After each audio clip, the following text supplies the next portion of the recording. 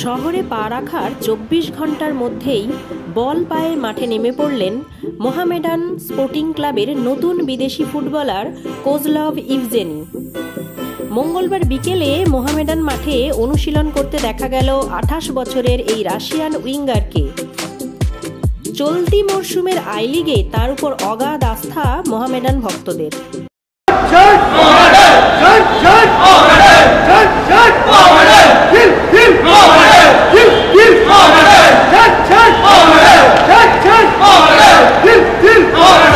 আসুন দেখে নেওয়া যাক মোহামেডানের এই বিদেশি তুর্কির আজকের অনুশীলনের কিছু ছবি।